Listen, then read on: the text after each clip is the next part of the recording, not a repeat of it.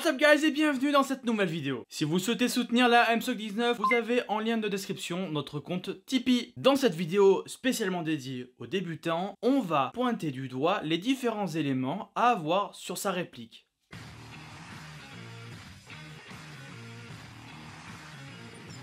Les différents éléments dont on va parler vont améliorer votre préhension de votre réplique et vous faire gagner un petit peu en ergonomie et en confort, ce qui est quand même indispensable quand vous jouez sur plusieurs heures. Il faut déjà prendre en considération plusieurs facteurs. Le poids de la réplique et son utilisation principale. Commençons par l'avant de la réplique. Le traceur de billes, une fabuleuse invention. Celui-ci se fixe à la place du cache-flamme et s'adapte quasiment sur toutes les répliques. On va en trouver aux alentours de 45 à 180 € pour ceux qui sont le plus haut de gamme, notamment pour ceux qui ressemblent au suppresseur de son CAC, comme vous pouvez voir juste au-dessus de moi. Mais les premiers modèles sont quand même toutefois assez efficaces, hormis une batterie qui peut être un petit peu faiblarde. Si vous avez une batterie banque, vous pouvez le recharger assez rapidement. On peut retrouver sur certains traceurs certaines options, comme par exemple un flash lumineux comme un coup de feu, ou encore un amplificateur de bruit. Si vous voulez jouer discrétion, furtivité, bon c'est pas le traceur qui fera votre bonheur. Si vous voulez être un peu plus discret, prenez plutôt ce genre de petit traceur. Le seul bémol, c'est qu'il faut le recharger à environ tous les 500 à 1000 tirs. Ce type de traceur a l'avantage de se recharger assez rapidement grâce à un petit port USB. Le seul défaut qu'il y a, c'est qu'il faut bien penser à l'éteindre, sinon il ne se met pas en veille. Et bien sûr, vous allez être en panne de traceur. Parlons maintenant des équipements qu'on peut trouver à l'avant de la réplique, notamment sur le rail. On va bien sûr parler des lampes.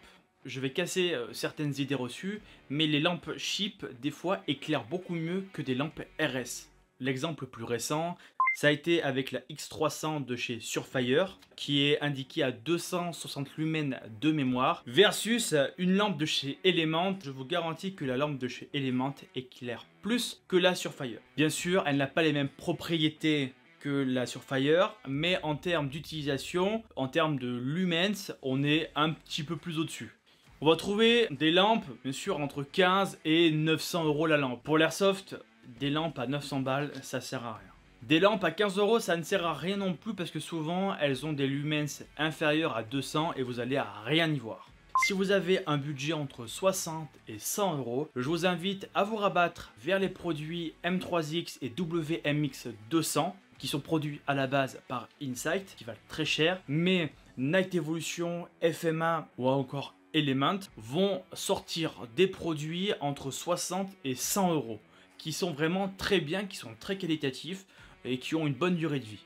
Si vous n'êtes pas fan de ce genre de modèle, vous pouvez vous rabattre vers les reproductions de Surefire. Il en existe, mais alors une quantité monumentale. Et si vous avez un Glock et que vous savez pas quoi mettre dessus, prenez la repro de la X300. Si vous n'êtes non plus pas fan de l'un ou de l'autre, vous pouvez retrouver des fois sur certains sites d'occasion des produits de chez Olight. Bon, le look ne plaira pas à tout le monde, mais ça reste quand même des lampes pour l'airsoft qui sont assez efficaces.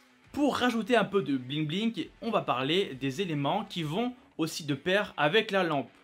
Et je vais parler des désignateurs laser, ou plus communément appelés PEC. Il en existe, pareil, différents modèles, différentes gammes produits par différents fabricants. Les plus connus, ce sont les PEC 15, les PEC 16 sont un petit peu plus rares. Vous avez les D-Ball, D-Ball et les nouveaux MOL. Les prix sont aux alentours de 60 à 180 €. On peut les retrouver chez les fabricants FMA, Night Evolution, Element ou encore Sotac Gear. Sous le rail, on va bien sûr placer un grip. Un grip, c'est ni plus ni moins une poignée. Il en existe des centaines, mais on va parler que de celles qui sont, on va dire, les plus efficaces. Alors, une bonne poignée, c'est environ 20 ou 30 €. Alors, à ce prix-là, vous allez avoir une vraie poignée, une poignée de chez Magpul, une poignée de chez Fab Défense. Alors, il existe différentes gammes de poignées verticales. Les plus connues, ce sont les poignées de chez CAC, de chez Magpul ou encore de chez Tango Down. Voilà, si vous voulez avoir du bon matos fiable que vous pouvez mettre de réplique en réplique, prenez vraiment du matériel professionnel, ça coûte pas tellement cher. Ensuite, vous avez bien sûr les repros à 5 € de chez Taiwan Gun. Sur le point Qualitatif, c'est pas non plus un truc fou. Des fois, bon, bah, le grip, il est un petit peu de mauvaise qualité, notamment au niveau de la fixation du rail. Si vous avez l'occasion d'acheter une vraie poignée, faites-le. Voilà, ça vous coûtera environ une trentaine d'euros, maximum. Passons maintenant à l'arrière de la réplique. Pour les points rouges, je vous laisse regarder la vidéo que j'avais fait il y a quelques mois sur le sujet. On va passer maintenant aux autres équipements qu'il va y avoir à l'arrière de la réplique. La poignée moteur. Alors là, c'est un sujet un petit peu délicat parce que certaines poignées qu'on peut retrouver dans le commerce ne sont pas adaptables sur des répliques d'Airsoft. Donc attention, faites bien des recherches avant d'acheter une poignée. Vous avez les poignées MOE de Magpul. Souvent, elles sont au code 1.1, donc il va y avoir quelques ajustements à faire. Magpul a sorti une gamme spéciale Airsoft qui est la gamme PTS. Le cahier des charges est donc moins important, moins strict, mais vous allez avoir une baisse de la qualité. Vous pouvez vous rabattre sur la gamme de chez Fab Défense, de chez UTG ou encore de chez Hog. Parlons maintenant d'un accessoire qu'on peut retrouver, que ce soit à l'avant de la réplique ou à l'arrière, c'est la sangle. Tout de suite, je vous arrête, n'achetez pas de sangle à 5 € sur Taiwan Gun. Vous avez un fort risque que l'attache, le clip devant cède. Et n'oubliez pas que vous avez pour certains plusieurs centaines d'euros qui tiennent par un morceau de Zamac. Donc réfléchissez bien à l'achat d'une sangle de qualité.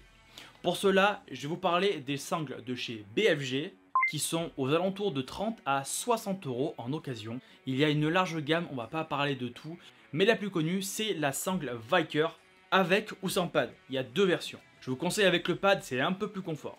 Vous avez toujours la sangle Magpul de la gamme MS, pareil entre 20 et 50 €. Vous avez les dernières sangles aussi de chez Ferro Concept, Slingster.